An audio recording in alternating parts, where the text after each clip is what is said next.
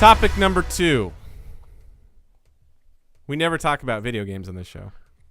No. Except all the time. Nintendo Switch. It has not been slowing down at all. I know now. I still think it's premature to say that this is going to sell more than the Wii or whatever a lot of people are saying. However, every month and week that goes by, I become less and less confident about my stance before the Switch came out. And for those of you that want to go back and see what we said previously from some of the Switch conferences before the system actually came out, I thought it was going to sell way better than the Wii U, obviously, which is kind of hard to do unless your system sucks. I thought it would do well, but I didn't think it's going to get to Wii numbers. I'm still not convinced it's going to do Wii numbers, but I'm not positive it's not going to do Wii numbers because it has continuously been the best-selling console. It is still selling out. It is looking now, it could outsell the Wii U by the end of its first year.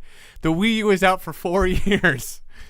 And at this pace, it could end up catching, maybe not because PlayStation 4 has been out longer, but at this pace, it could definitely surpass the growth that the PlayStation 4 did in its first few years. I just can't believe how well this consistently is doing. It's still hard to find them anywhere. I still don't see them in stores. They're still going for ridiculous numbers on Amazon and eBay. And here's another interesting factoid, which I didn't believe at first, or I thought was clickbait. When I heard that Zelda outsold the Switch, I was like, well, duh, it's not just on the Switch, it's on the Switch and the Wii U. But then I went into it, and they're like, no, according to NPD numbers, the Nintendo Switch version of The Legend of Zelda has sold more units than the amount of Switches that have been sold. So the only thing that makes sense Well, it's a lot easier to get The Legend of Zelda. Yeah, that's just my thing. But why would you? My only assumption from this is that, well, people can't get their hands on the Switch, but they go ahead and get the Zelda game, and then they're just still waiting on the Switch. That's got to be it, right? Because otherwise, this makes no sense. How are the numbers figured? I mean, total because there's going to be some retailers out there. Not to retailers, total units actually sold that moved to consumers' hands. Like consumer-wise, yeah. Okay. Uh-huh. Because I was say I can go to the store and Legend of Zelda's all over the shelves there. Right. Yeah, and I mean, now that physical still selling, but digital keeps going up every year. I got mine digital, but my brother Dan got a Switch too. He started getting into Zelda. He's got a physical copy. And you know what's funny is, as much as we had another talk about how physical versus digital, and I'm like, all these reasons to go digital, eventually it won't happen until they all go digital. The competition of bringing prices down, having all your stuff on demand, all that stuff. But it's interesting. Here's something that really didn't pop into my head, and you actually brought this up as a point previously, is Nintendo pushing this device. Well, whether they have to push it there or not, it's probably definitely going to happen. You're going to have a higher percentage, much higher, of multiple Switches in a single household than you will ever with, comparatively speaking, to like a PlayStation or Xbox. Yeah. We did not expect we would have 2 Switches in the house at this point. That was not in the cards even like a few months ago. But as you see that become more and more prevalent, being able to like throw in Mario Kart and we're playing against each other on separate screens, or having 2 family members down here and 2 family members upstairs playing against, I mean, that's against the same game is really cool. Yeah. Then I started thinking, you know what? Physical kind of sounds like a good idea at that point then too, because I want to be able to put it in a different Switch if I need to, or give it to someone else, not to have multiple copies of the same game, which I didn't expect, but it didn't occur to me about multiple consoles of it in the same house because it is this hybrid console. But man, I mean, no one can argue that Zelda's definitely been a huge critical success. That was a great idea for them to wait until the Switch is launched to get it out there, because it must have been done before. I say that now. I kept saying, of course it was done for the holidays. They wanted to hold it for the Switch to give the Switch as much momentum as possible, which I still think that there's probably a good probability that had a big hand to play. But also when you play the game and you see how long it is and how in-depth it is, and every other game of this scale that has done open world in the past, there isn't usually this amount of polish on it. There's a lot more bugs or errors or whatever than there was. And given the size of it, it still kind of surprises me that you don't have some stuff that you'd see in like Fallout or The Witcher, where just some animations don't play off, just look a little unfinished, or some stuff looks a little generic, and you're just not seeing that with this. Anyway, let me keep going to all the points of as far as what's going on with Nintendo so we can talk about this. So we've got that. Apple's, this is, I think, let's go ahead and stop and talk about this topic specifically, because I think that this has been turned into clickbait, which I just don't consider this good journalism, but that's my opinion. Apple's domination of component supply chain said to be constraining Nintendo Switch production. Now, I don't know if I should say that's bad journalism. I just think that this is kind of put through a prism to look way more of a big deal in a headline by being able to throw the word Apple and Nintendo Switch in the same headline. Because like they're in competition with each other. Yeah, billions of smartphones, a device that didn't even exist 10 years ago. So suddenly you have billions of these devices all use NAND flash memory. So it's not just Apple that's using up NAND flash memory, it's smartphones. And because they're so prolific and they're out there everywhere, probably one of the biggest products of all time, Apple just happens to be the biggest single supplier of this device, of this item that they buy. But it's not like just, even if Apple wasn't dominating the smartphone market, you would still have billions of devices that would be taking up NAND flash. So because it's NAND flash, of course you're going to have different companies and even different products that need to use NAND flash memory. To me, this just seems like this will get a lot of traffic because I can throw Apple in there. I don't think it's Apple specifically that's using the specific type of NAND flash that Nintendo needs in the Switch. I don't buy that. Yeah. It's not like they're controlling it and keeping it from Nintendo. Right. I mean, it's definitely clickbait. Mm-hmm. I don't know. I saw that and I'm like, it's cool to know that NAND flash is so in demand. It's hard to keep up with the supply of this. But to be worded like this, I'm like, whatever. Well, it's just like that whole thing. It's like now Apple is changing their display to be more like Samsung. So now there's going to be that thing, and it's like, whatever. Nintendo Switch announced, and this is a huge game in Japan. I've heard of it before. I even played it a little bit on the Wii, but there's this franchise called Monster Hunter, which has got something of a small following in the United States, but in Japan, this franchise is just huge. But they announced Monster Hunter Double Cross coming to the console. Nintendo shares, God, I can't talk. Nintendo shares spiked even more, and that gave them another, added $2.2 billion to its market capitalization in one day. Yeah, it was like 5.6 points. It bumped the stock. Yeah, that's just crazy to me. I mean, you watch, Nintendo just seems to be firing on all cylinders, and even though people can argue, well, how many great games are there on the Switch?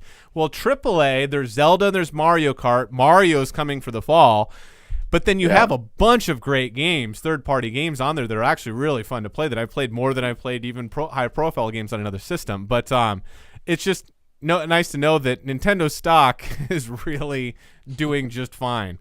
And then something else they just announced in the past few days, Nintendo gave more details about their online service, and they also delayed it until 2018. But here's what's cool, which I didn't expect. At one point, we did a topic on one of the shows where we talked about how cool would it be if they did a Netflix-like service? And actually, Xbox started doing that. Nintendo's now announced that their online service, number one, it's only going to be $20 a year. That's $1.67 a month. Oh, yeah. Yeah, that's awesome. Number one, that price is great. I would have if you're not going to spend $1.67 a month, or you're going to whine about what you get with it, I don't know what to tell you at this point. That's less than a cup of coffee, whatever. But I sound like we're one of those. We're feeding orphans in another country. Jesus. From one thing that I know, I haven't played any online games like Mario Kart. I haven't tried the ARMS test yet, but Nintendo really needs to get their online match playing shit in order because it's not good. And they can't have a paid online competition-only service if your online service sucks. So hopefully, maybe that's why they delayed it too, to really put the resources into getting their online service working. But who knows? Yeah. Some things I still think are whack about this. The fact that you got your voice chat app. At least I did. I've had a couple different opinion sways on that. Actually, we'll get to that in a second. Let me finish this. One thing that they did say, though, is that they're not talking virtual console. They said that that's separate, and that's still undecided how they're going to do it. but they're going to have a Nintendo Classic library that you're going to have unlimited access to with a handful of games on it, like a Netflix service per month. That's awesome. Yeah.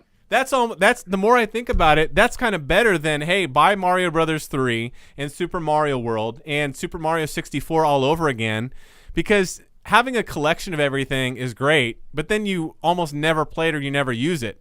Having them in like an HBO type of service where like they come in, they leave, or a Netflix like service where they're available, they're not available, in and out, you play stuff and you appreciate it more.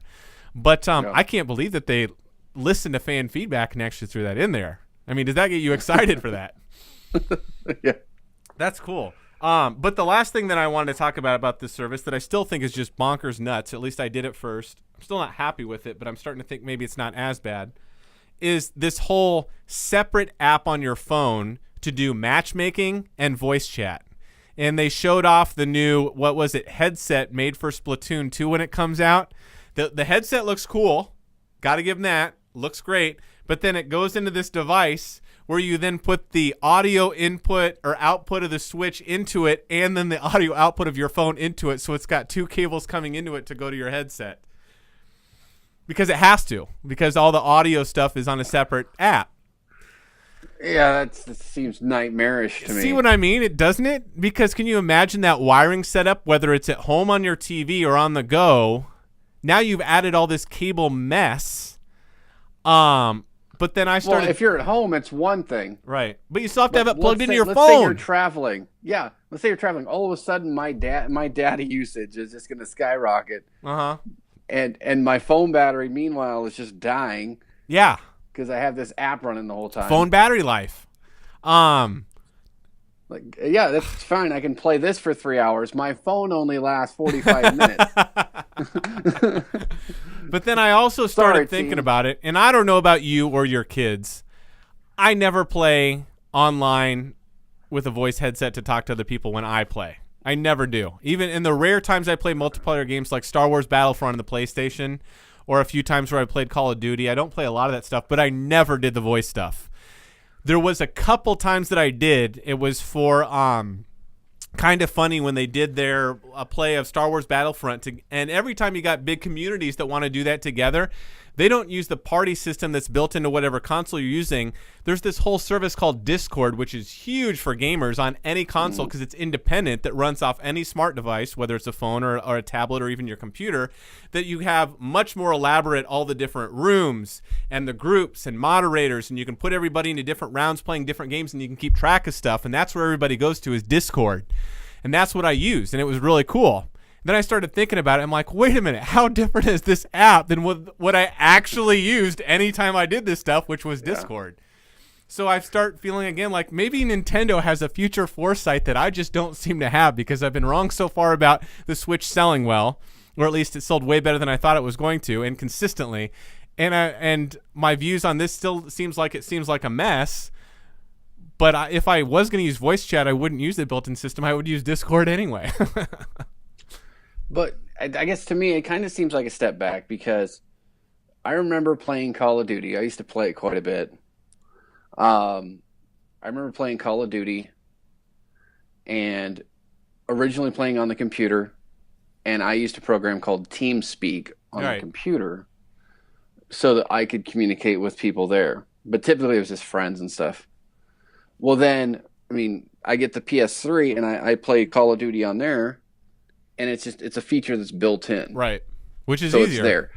I tend not to chat a lot because a lot of it's just 13-year-olds running their mouths. That's the whole thing. Are we even the market for this? So I'm kind of like to the point where I'm like, nah, I don't need to listen to that, so I just shut it off. Right. But this kind of seems like a step back. Mm-hmm. I mean, all these other consoles are doing it. Right. And now you're like adding another step. Mm-hmm. In order for someone to do it. I don't know. Do you think they did it to maybe push some of the battery life? Because the difference with this console is it's a hybrid. It's not just a console that can be sit and plugged into your wall outlet in your TV that can run indefinitely on a power supply. This is something that if you're going to take it with you and you have to have your developers program for that option, the battery drain is a concern. When I play Zelda, it'll go 3 hours. When I play Shovel Knight, it'll go 6 to 7 hours. It'll play for a long time. But as soon as you throw in voice chat, you have serious battery drain on the console. By moving it to the phone, that seems like one trade-off where at least now you can get, because I think that the limiting factor on voice chat probably isn't going to be the phone. It's probably going to be on the Switch. I'm guessing. Well, yeah, and I guess in that same breath, you think about how much it's going to cost to add those extra things onto it. Mm-hmm. Both the hardware cost, the size, power consumption. Because most of the games you're going to play on the Switch, you're not going to be streaming the games. Mm-hmm. Right? You're not going to be connected to a server, streaming a game or hosting a game, which all that stuff, is a demand on, it'd be a demand on the Switch. What do you mean streaming the game? Do you mean like, I don't understand what you mean by streaming the game. Let's say if you're hosting it, like think about how Call of Duty and all that stuff works. Somebody has to host it, so it arbitrarily on goes the through, consoles. They unless do. You're creating your own. If you play Call of Duty on the PlayStation, doesn't it go through the PlayStation Network hosts the matchmaking? It goes to the PlayStation Network, but then there's still somebody that's hosting. Oh, really? And you're still there. Yeah. Oh, I didn't know that. Yeah, because if that host disconnects, your game's over. At least that's on the PS3. Huh.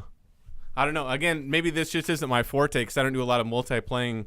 I don't know. I mean, God, maybe that's the case. For those of you watching, let us know in the comments below if that's the case for all first-person shooters right now. Because if that is the case, you're right. Then that makes it even another challenge to get over too.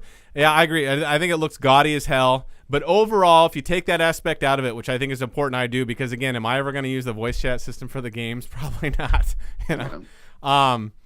Everything else about the system, I absolutely love. But anyway, that was cool. And then here's something else I thought was really cool. Have you heard of this company called 8BitDo? They make Bluetooth controllers. Yeah, that have been working for PCs and any Bluetooth-enabled computer for years. And they molded them so that they look almost like either identical. The Super Nintendo controllers look identical, except they're Bluetooth, so no wire. They do. Then the old school Nintendo controllers I think are interesting because the controller looks the exact same, but then they added 2 buttons, so then you got the 4. I don't know.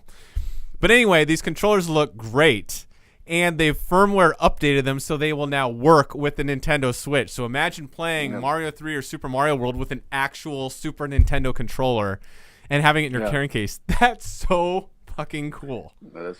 I just thought that was awesome. But and then the last thing I wanted to talk about was at least bring up, I thought this was interesting. Nintendo's going to put out 3 versions of Splatoon 2. The cartridge, the digital, and then box only. Yeah. Which I just thought was kind of interesting because I know we're in this intermediate stage before eventually it'll, of course, be all digital. Whenever that time is, whether it's 2030 or 2050, all of you out there, you know I'm fucking right. Eventually it's going to be all digital whenever we get there. But this kind of intermediate stage of this 3rd version, I just thought was kind of funny. Like, why are you even doing this? Does someone just need to have the box? As a gift. Think if you were a grandparent and giving something as a gift. Sure. You want something to give to them. You could just give them a card. What are you going to do? Send them an email? Send your grandkid an email and say, I got you this game? Here No. I mean, like, you can buy physical, Nintendo eShop cards and then just get, I mean, it's the same thing. Yeah, but if you wanted to get them something specific. Sure. I just thought it was, I mean, clearly Nintendo thinks that there's a lot of people that really want that box. Remember when Dan opened It occupies retail space, though. Think about it from a marketing standpoint. You want to make sure that you have those things out there. Even if they're empty boxes, that's advertisement within that store that you're getting. Sure. Because people are going by it and they're seeing it. Sure. Yeah, I thought it was interesting. I mean, the new games, they don't even have like manuals or anything in the box. I mean, it's literally just the cartridge, which is that freaking big. So I told Dan when he had his Zelda thing, I'm like, open that up and look what's in there. This tiny little cartridge in the box about this big. He's like, that's the only thing that's in there. I'm like, yep. Welcome to the future. Yeah. I don't know. I remember when, No, I was going to go off on a tangent, but never. No, that's okay. We never do that in this show. I just think that this is interesting that Nintendo Switch seems to be doing consistently better than anybody could have predicted. They've told investors that they're increasing production. It's not confirmed, but rumored. They've increased their production from 10 million the first fiscal year to 18 million, which is just crazy. I didn't think that was confirmed. That's rumor. Rumor. I thought they were actually. That's what I mean. I said it's not confirmed. They were actually saying the opposite of it. What do you mean going from? I thought they were saying that they weren't going to increase production. They said on their But it's just investors kind of- calls kind that they of are rumored. going to increase production, but I don't know. The 18 million has only been rumored. I haven't seen that confirmed anywhere. Okay. And those of you watching this can correct me if I'm wrong or point us to an article that has confirmed that. But just the fact that, I mean, they're having trouble enough getting out what they can right now. But can you imagine if that's the case, they'd even do 18 or 15 million your first year? Holy crap. That automatically surpasses the U. Yeah. Oh my God. And I can't. You can't year. sustain that kind of growth like indefinitely. I still think that this system, as great as it is, it doesn't have the general mass appeal that your grandparents could pick it up and play bowling with. So I just think that eventually, some point, these sales are going to not dissipate, but they'll start selling on the same numbers like, let's say, PlayStation 4 or Xbox is. But who knows? I could be wrong.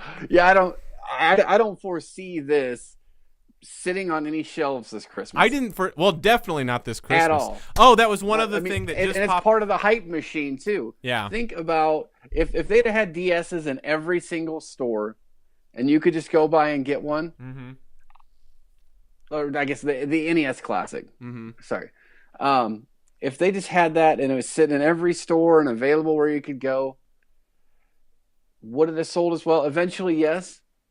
But you keep that demand high by kind of slowly having it go out. So Could be from every analyst out there is saying that. I know a lot of people speculating that because I always would say the same thing, and they're like, they're constrained at all levels to get out what they can, and maybe they like having it being high demand, but they are definitely trying to increase more than they even have right now. So I think at this point, I'm guessing. I'm sure they are, because I think where they're teetering, they could put more out and not really affect that, right, the hype aspect of it, that desire aspect. I want something nobody else has.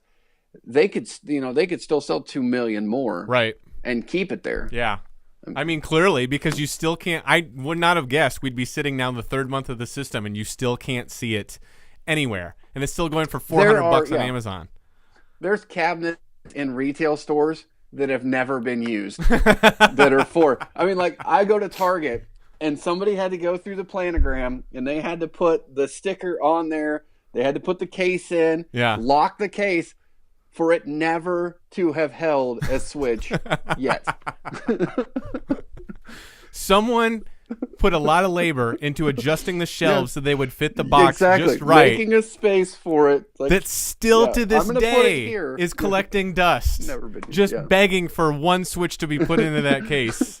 and stay there. Yeah. To be seen. Last thing I wanted to close on with this topic that I forgot to put in this list that just came out a few days ago. Did you see the leaks for that were the rumored, because E3 is going to be here not this coming week but the following week. So we won't be talking about that on next week's show cuz all the big stuff in the conferences will happen through the week, so it'll be in the following week after that show. I wish I could go to that. That's going to be exciting. But there was a rumored leak. They put out screenshots. We don't know whether they're real or doctored, but did you see the Smash Brothers on the Switch screenshots that were leaked? I heard. I think I might have saw one of them. They looked like they were really well done if they're fake, which again, people have done this before, so wouldn't be surprised. But they looked really well done. The stages were from the 3DS version, even though it was done in the high resolution graphics of, say, a Switch or a Wii U. So we know it wasn't the Wii U version if it is legitimate. And of course, why would it be? It would actually be if there was anything that was going to be announced or they're going to do, it's going to be a Switch version. We know for a fact there's going to be a Smash Brothers on Switch. It's one of Nintendo's biggest sellers. I don't see why 2018 is when I thought. Say what? Yeah, that's what I was going to say is, why would you do it this year? Yeah. There's no reason. Are sales waning on the DS right now for Smash Brothers?